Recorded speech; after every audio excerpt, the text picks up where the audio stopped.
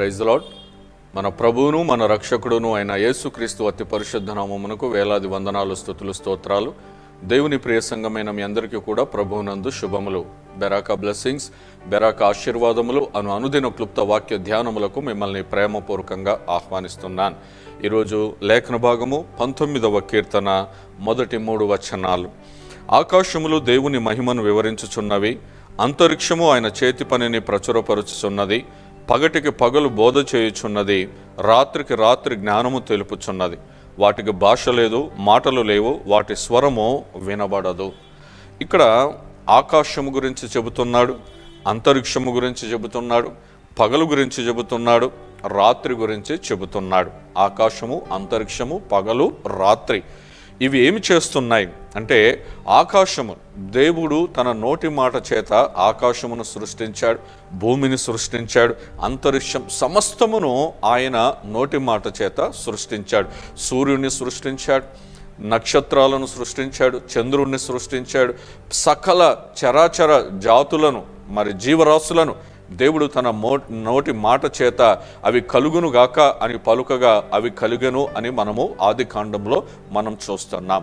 అయితే దేవుని నోటి మాట ద్వారా కలిగినటువంటి ఈ సృష్టి అంతా, ఆకాశము కానివ్వండి, మరి భూమి కానివ్వండి, మరి అంతరిక్షము, నక్షత్రములు, సూర్యుడు, చంద్రుడు, ఇవన్నీ కూడా ఏం చేస్తున్నాయి అనంటే దేవుని మహిమను వివరించుచున్నాయి.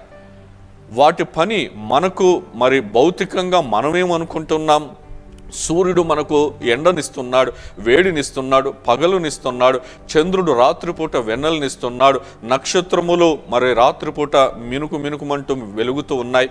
ఇవి రకరకాలుగా మన దైనందిన జీవితంలో అవి మనకు ఉపయోగపడుతున్నాయి. దేవుడు మన కోసమే వాటిని నియమించాడు, కరెక్టే. వాటిని మన కోసమే దేవుడు తయారు చేశాడు, కేవలం మానవుని కొరకే. అంటే పక్షులు, జాతులు, ఇవన్నీ వృక్షాలు, వీటికి కూడా ఉపయోగపడుతున్నాయి. కానీ దేవునికి మనం ఎక్కువగా మనం ఇష్టము కాబట్టి అవి మన కొరకు దేవుడు సిద్ధపరిచాడు. అయితే మనం ఇలాగున అనుకుంటుండగా దేవుని వాక్యం ఏం చెబుతుంది అని అంటే, అవి దేవుని మహిమను వివరిస్తున్నాయి అని అంటున్నాం. అంటే ఇప్పుడు మనం ఏం ఆలోచన చేయాలి?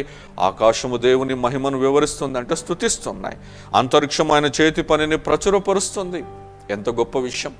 అయితే ఈరోజు దేవుడు మనకేస్తున్న ప్రశ్న, ఈ 19వ అధ్యాయము మొదటి 3 వచనాల్లో మనకు తెలియచేస్తున్న విషయము, సూటిగా వేస్తున్న ప్రశ్న ఏంటంటే, ఆయన నోటి మాట చేత సృష్టింపబడిన సృష్టి దేవుని మహిమను వివరిస్తూ ఉంటే, ఆయన మహిమను, చేతి పనిని ప్రచురపరుస్తూ ఉంటే, ఆయన చేతి ద్వారా నిర్మించబడిన మనము, ఆయన నోటి ద్వారా మన నాసికారంధ్రములో జీవాత్మను ఊదింపబడినటువంటి మనము ఇంకెంతగా దేవుని మహిమను మనము వివరించాలి, ప్రచురపరచాలి.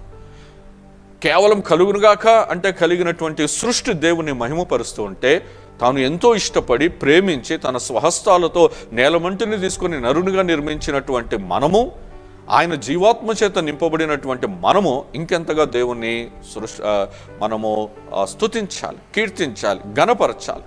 అంత మాత్రమే కాదు, తన ప్రియకుమారుడైన యేసుక్రీస్తుని లోకానికి పంపించి మన పాపములనన్నీ కూడా ఆయన మీద వేసి ఆయనను సిలువకు అప్పగించినటువంటి దేవుడు, తద్వారా మనల్ని పాపము నుండి, శాపం నుండి విడుదల కలిగజేసినటువంటి దేవుణ్ణి మనం ఎంతగా మహిమపరచాలి, ఘనపరచాలి, కీర్తించాలి, స్తుతించాలి, నలుగురిలో ఆయన మహిమను వెల్లడిపరచాలి. ఇదే దేవుడు మనకేస్తున్న ప్రశ్న. కాబట్టి దేవుని ప్రియమైన బిడ్డలారా, యేసు ప్రభు రక్తము చేత కడగబడినటువంటి మనము ఆయన సువార్తను ప్రకటించకుండా ఉండకూడదు. నీకు సందర్భము దొరికినప్పుడల్లా, అవకాశము దొరికినప్పుడల్లా ఆయన మహిమను, ఆయన ఘనతను, ఆయన కీర్తిని, ఆయన గొప్పతనాన్ని, ఆయన ప్రఖ్యాతిని, ఆయన ఏమై ఉన్నాడో, ఆయన ఎందుకు ఈ లోకానికి వచ్చాడు, ఎందుకు సిలువలో చనిపోయాడో, ఇవన్నీ కూడా మనం వివరించినట్లయితే దేవునికి మహిమ వస్తుంది, ఒక ఆత్మకు రక్షణ వస్తుంది. దేవదూతలకు లేనటువంటి భాగ్యమును ఈ భూమి మీద నీకు నాకు దేవుడు అనుగ్రహించాడు. కాబట్టి ఆ భాగ్యాన్ని మనం సద్వినియోగం చేసుకొని దేవుని మహిమపరుద్దాం, దేవుని రాజ్యాన్ని విస్తరింపచేద్దాం. అటువంటి కృప దేవుడు మనకు దయచేయునుగాక. ఆమేన్. Praise the lord.